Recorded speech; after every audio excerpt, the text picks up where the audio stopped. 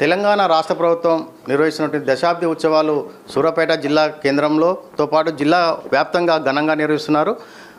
విద్యుత్ శాఖ మంత్రి జగదీశ్వర్ రెడ్డి ఆధ్వర్యంలో సూర్యాపేటలో నిర్వహించినటువంటి లక్ష జనహారతి 1,00,000 మంది పైగా జనం హాజరు కావడంతో చరిత్ర పుటల్లో కూడా ఎక్కింది. అయితే మరిన్ని విషయాలు మనతో తెలియజేయడానికి విద్యుత్ శాఖ మంత్రులు జగదీశ్వర్ రెడ్డి గారు మనతో ఉన్నారు. సార్ చెప్పండి, తెలంగాణ రాష్ట్రంలోనే సూర్యాపేట జిల్లా వ్యాప్తంగా కూడా ఈ యొక్క దశాబ్ది ఉత్సవాలు ఘనంగా నిర్వహిస్తున్నారు. ప్రజల నుండి ఏ విధమైన స్పందన లభిస్తుంది? ప్రజల నుంచి స్పందన ఉంది కాబట్టే మేమంత గొప్పగా నిర్వహించగలుగుతా ఉన్నాం. ఇది ప్రభుత్వ కార్యక్రమం, ప్రభుత్వ అధికారులే పిలిచి చేస్తున్నప్పటికి కూడా ప్రజలు తండోపతండాలుగా హాజరవుతూ ఉన్నారు. ప్రతి కార్యక్రమం ఒకటికి మించి ఒకటి బ్రహ్మాండంగా విజయవంతం చేస్తూ ఉన్నారు. దానికి కారణం తెలంగాణ రాష్ట్రం ఏర్పడిన తర్వాత అత్యంత ఎక్కువగా లాభపడిన జిల్లా ఉమ్మడి నల్గొండ జిల్లా, సూర్యాపేట జిల్లా. ఎందుకంటే ఈ జిల్లా వ్యవసాయ ఆధారంగా జీవించే జిల్లా. ఇది వ్యవసాయమే ప్రధానమైన వృత్తిగా, ప్రధానమైన ఆదాయ వనరుగా ఉన్న జిల్లా ఇది. ఇక్కడ వ్యవసాయం చాలా అద్భుతంగా వెల్లివిరిసింది. ఒకప్పుడు కాకతీయులు, చోళుల కాలంలోంచి నిజాం కాలం వరకు కూడా ఇక్కడ ఆనాడే చెరువులు, కుంటలు బ్రహ్మాండంగా ఉన్నాయి. వాటర్ షెడ్ అంటే ప్రపంచానికి నేర్పింది ఈ ప్రాంతం ఒకప్పుడు. అటువంటిది సమైక్యాంధ్ర పాలనలో దురదృష్టవశాత్తు అవన్నీ కూడా పోయి పడ్డచుక్క పడ్డట్టు కృష్ణార్పణం అయిపోయి ఈ ప్రాంతంలో వ్యవసాయం అంతా కూడా దెబ్బతినిపోయింది. కరువు కాటకాలకు నిలయం అయిపోయింది. ఒకప్పుడు ఆంధ్రప్రదేశ్ రాష్ట్రంలోనే బ్రహ్మాండంగా ఉన్న సూర్యాపేట మార్కెట్ కూడా మూతపడిపోయే పరిస్థితి వచ్చింది వ్యవసాయ ఉత్పత్తులు లెక్క. అటువంటిది ఇవాళ మళ్ళీ ఎస్ఆర్ఎస్పి వస్తుంది, ఇస్తున్నాం అని చెప్పి 5 దశాబ్దాలు ఉరిచిండ్రు. ఒక ఆయన వచ్చేమో శంకుస్థాపన చేసిపోయిండు, ఇంకొక ఆయన దోతి కట్టుకొని వచ్చి చెట్లు నాటిపోయిండు. ఇద్దరు, ఒక ఆయన నాటుడు, ఒక ఆయన పాతిపెట్టుడే తప్ప ఇక్కడ ప్రజలకు ఒరిగిందేమీ లేదు. కేసీఆర్ గారు వచ్చి 4 సంవత్సరాలు పూర్తి అయ్యేటప్పటికీ కాళేశ్వరాన్ని పూర్తి చేసి వాళ్ళ కాళేశ్వరం ద్వారా గోదావరి జిల్లాలను తీసుకురావడంతో ఈ ప్రాంతం సస్యశ్యామలమైంది. గత 3 సంవత్సరాలుగా వరుసగా 6 పంటలు పండించుకున్నారు ఈ ప్రాంత రైతాంగం. ప్రత్యేకించి తుంగతుర్తి, సూర్యాపేట తాలూకాలు ఒకప్పుడు వ్యవసాయంలో 30, 40, 50 సంవత్సరాల క్రితం ఏముండేనో మళ్ళీ ఇవాళ అపూర్వ వైభవం వచ్చింది ఇక్కడ ప్రాంత రైతాంగానికి. అంతకు మించి ఇంకా ఇవాళ ఎక్కువ కూడా వ్యవసాయం జరుగుతూ ఉంది. భారతదేశంలో అత్యంత ఎక్కువ వరి పండించిన జిల్లాగా సూర్యాపేట జిల్లా ఇవాళ రికార్డు సృష్టించింది. సో ఇవాళ ఆ ఆనందం ప్రజల్లో కనబడుతుంది. ఆ ఆనందాన్ని వ్యక్తీకరించడానికి గోదావరిని తీసుకొచ్చి మా బిల్లను నడిపిన ముఖ్యమంత్రి గారికి ధన్యవాదాలు చెప్పడానికి ప్రజలు ఎప్పటి నుంచో ఎదురు చూస్తూ ఉన్నారు.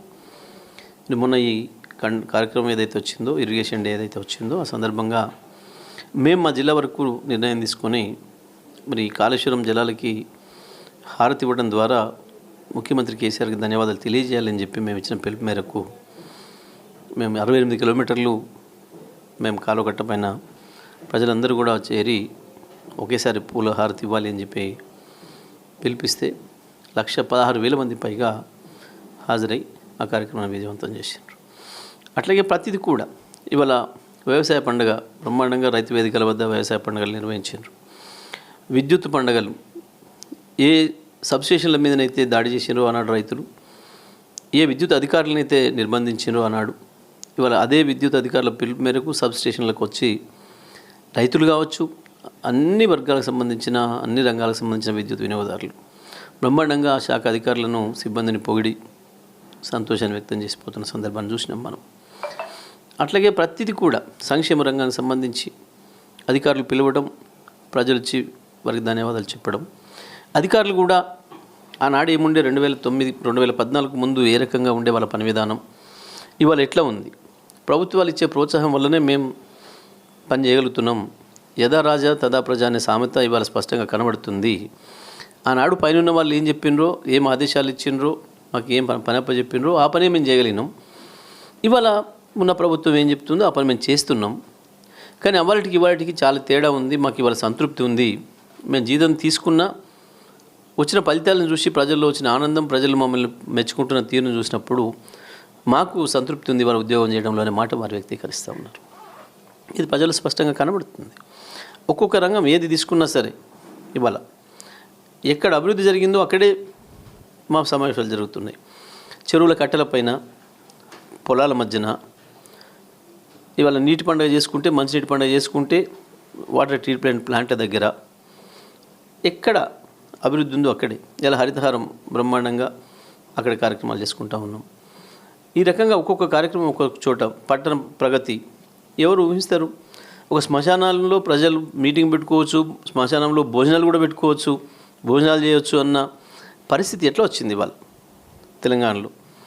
దీనికి అంతటికీ కారణం కేసీఆర్ గారు ముఖ్యమంత్రి కావడం, తెలంగాణ రావడం అనే విషయం ప్రజలందరూ కూడా స్పష్టంగా అర్థమైపోయింది.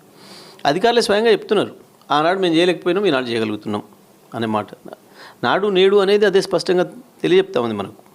ఆనాడు లేనిది ఇవాళ ఉన్నది అని అంటే దానికి కారణం ఆనాడు లేనిది కేసీఆర్, ఈనాడు ఉన్నది కేసీఆర్, అందుకే వచ్చింది అనే మాటను ప్రజలు చెప్తున్నారు స్పష్టంగా.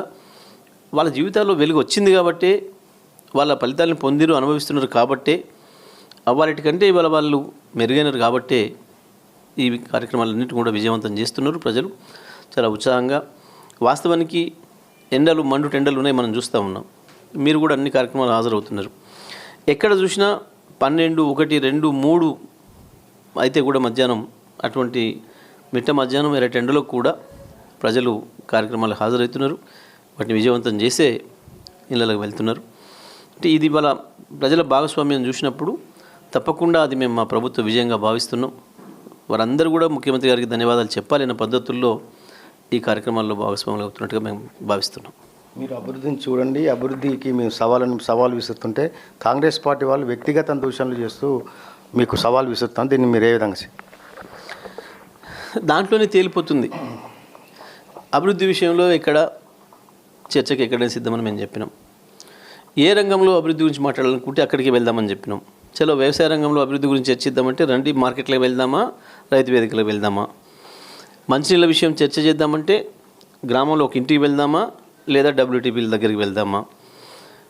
విద్యుత్ శాఖ విషయంలో చర్చ తెలుసుకుంటే సబ్స్టేషన్ వెళ్దామా, ఓ వినియోగదారుల దగ్గరికి వెళ్దామా. పట్టణ ప్రగతిలో చర్చ తెలుసుకుంటే ఒక పార్క్కి వెళ్దామా, ఓ శ్మశానానికి వెళ్దామా, ఎక్కడికి వెళ్దాం, ఏ కాలనీకి వెళ్దాం. తప్పకుండా మేము సిద్ధంగా ఉన్నాం చర్చకని చెప్పినాం. మీరు ఈ జిల్లాలో రాదలుచుకుంటే నల్లగొండకు వస్తారా, సూర్యాపేటకు వస్తారా, కోదాడకు వస్తారా, తిరుమగిరికి వస్తారా, హుజూర్నగర్కి వస్తారా, నందికొండకు వస్తారా, భువనగిరికి వస్తారా, ఎక్కడికి వస్తారు. ఎక్కడైనా సరే, ఏ పట్టణమైనా ఎక్కడైనా సరే ఏమి ఇబ్బంది లేదు. ఇక వ్యక్తిగత దూషణలు మాట్లాడడానికి ఏమీ లేదు. ఇవన్నీ ప్రజల కళ్ళ ముందు ఉన్నాయి, ప్రజల జీవితాల్లో వెలుగు కనబడుతుంది. ఆనాడు తిండి ఇబ్బంది పడ్డరు, ఆనాడు మీరు తీసుకొచ్చి పెంచి పోషించిన ఫ్లోరోసిస్ ఇవాళ మాయమైపోయింది. అవాళ మీరు పెంచి పోషించిన కరువు ఇవాళ మాయమైపోయింది. ఇవాళ బ్రహ్మాండంగా పట్టణాలు పల్లెల్లో ఇంటింటికి మంచినీళ్ళు వస్తున్నాయి. ప్రజలు సంతోషంగా ఉన్నారు. కానీ మీరు వీటిని అబద్ధాలని చెప్పాలని, ఇవి లేవని చెప్పాలని మీరు చేసే ప్రయత్నం ప్రజలు అంగీకరించడం తెలుసు వాళ్ళకి. అందుకే వ్యక్తిగతమైన దూషణలు అంటే వాళ్ళు వ్యక్తిగతమైన దూషణలు చేయడం ద్వారా మమ్మల్ని కూడా ఆ స్థితికి దిగదార్చాలని ప్రయత్నం చేస్తున్నారు. కానీ మేము దాంట్లోకి వెళ్ళదలుచుకోలే. వాళ్ళు ఎవరు ఏం మాట్లాడినా, వ్యక్తిగతంగా వాళ్ళు ఏం దూషణలు చేసినా మేము చేసిన అభివృద్ధి గురించే మాట్లాడతాం, ప్రజలకు అది వివరిస్తాం, గుర్తు చేస్తాం. మేము ఆ పద్ధతిలో ముందుకు వెళ్తాం తప్ప వాళ్ళలాగా చెప్పుకోవడం గొప్పగా చెప్పుకుంటారు. మేము చాలా సీనియర్లము, మాది 20 ఏళ్ళ 30 ఏళ్ళ ఇండస్ట్రీ, మేము 40 ఏళ్ళ ఇండస్ట్రీ, వయసు అనుభవం ఉన్నంత మాత్రమే సరిపోదు, విజ్ఞత కూడా ఉండాలి. అది వాళ్ళకు నేర్చుకుంటే మంచిది. మేము ఇప్పుడు వ్యక్తిగతంగా మాట్లాడాలి. ముఖ్యమంత్రి గారు మాట్లాడుతున్నారు, ముఖ్యమంత్రి గారి కుటుంబం గురించి మాట్లాడుతున్నారు, చివరి దిగజారి మా మీద కూడా మంత్రుల మీద మాట్లాడుతున్నారు, ఇప్పుడు శాసనసభ్యుల మీద కూడా మాట్లాడే స్థితికి దిగజారుతున్నారు వాళ్ళు. అది వాళ్ళ ఫ్రస్ట్రేషన్ తెలియజేస్తూ ఉంది. సబ్జెక్టు లేక మా పైన మేము సాధించిన విజయాలని ఏదో కనుమరుగు చేద్దామని ఇట్లాంటి మాటలు మాట్లాడడం ద్వారా వాటిని కప్పిపెడదామని చిల్లర ప్రయత్నం చేస్తున్నారు, ఓ గోబెల్స్ ప్రయత్నం చేస్తున్నారు. కానీ అది సాధ్యం కాదు. కాంగ్రెస్ చూసుకుంటే బీఆర్ఎస్ బీజేపీ ఒకటి వాళ్ళు ఆరోపిస్తున్నారు. నిన్న బండి సంజయ్ కాంగ్రెస్ పార్టీలోనే 30 మందికి కేసీఆర్ టికెట్లు అనౌన్స్ చేయబోతున్నారు. ఈ కామెంట్ మీరు ఏ విధంగా చూస్తారు? కాంగ్రెస్లో బీజేపీలో కూడా ఉన్నారు మాకు అభిమానులు. కేసీఆర్ గారిని అభిమానించే వాళ్ళు బీజేపీలో కూడా ఉన్నారు, కాంగ్రెస్లో కూడా ఉన్నారు, అన్ని పార్టీలలో ఉంటారు. అందులో ఇబ్బంది ఏం లేదు. చాలా రాష్ట్రాల ముఖ్యమంత్రులు, కేంద్ర మంత్రులు, చాలామంది అభిమానులు ఉన్నారు కేసీఆర్ గారికి. వాస్తవానికి మోడీ కూడా కేసీఆర్ గారు అభిమాని బయట చెప్పాడు. కానీ కాకపోతే ఎందుకంటే కేసీఆర్ గారు చేసే అభివృద్ధిని చూసిన తర్వాత ఎవరైనా కేసీఆర్కి అభిమానులు కావాల్సిందే, అందులో సందేహం ఏం లేదు. పాపం వీళ్ళిద్దరు కలిసి 4 ఏళ్ళు పనిచేసారు. మీరు చూసారు, చాలా కార్యక్రమాలు కలిసి పనిచేసారు మాకు వ్యతిరేకంగా. ఇద్దరు ఒకటే స్టేట్మెంట్ ఉండేది, ఈయన గొంతు ఆయన గొంతు ఒకటే ఉండేది, కాంగ్రెస్ బీజేపీ రాష్ట్ర అధ్యక్షులది. ఈ మధ్యకాలంలో వేరువేరుగా కనబడుతున్నారు, కానీ వాళ్ళు ఇద్దరూ ఒకటే, అందులో సందేహం ఏం లేదు. వాళ్ళు ఇద్దరు కూడా కేసీఆర్కి అభిమానులే. అయితే జిల్లా మంత్రి వాళ్ళు జగదీశ్వర్ రెడ్డి ఒకటే చెప్తున్నారు, ముఖ్యమంత్రి కేసీఆర్ వచ్చిన తర్వాతనే తెలంగాణ అభివృద్ధి వైపు పరుగులు తీసిందని, ప్రతి గ్రామంలో ప్రతి పట్టణంలో మంచినీటి తాగునీరు సమస్యలన్నీ కూడా పరిష్కరించబడ్డాయని, ఇక కాంగ్రెస్ చెందినటువంటి జిల్లా నేతలు అభివృద్ధి చేయలేక లేనిపోని వ్యక్తిగత విమర్శలు చేస్తున్నారని, ఇక కేసీఆర్కు ప్రధానమంత్రి మోడీ కూడా అభిమానేనని, కాంగ్రెస్ బీజేపీలో కూడా కేసీఆర్ అభిమానులు ఉన్నారని, ఇలాంటి అవాకులు చెవాకులకు బీఆర్ఎస్ పార్టీ బెదరబోదని మంత్రి జగదీశ్వర్ రెడ్డి గారు చెప్తున్నారు. సూర్యాపేట నుండి కెమెరామెన్ శంకర్తో కిరణ్, అమ్మా న్యూస్, నల్గొండ జిల్లా.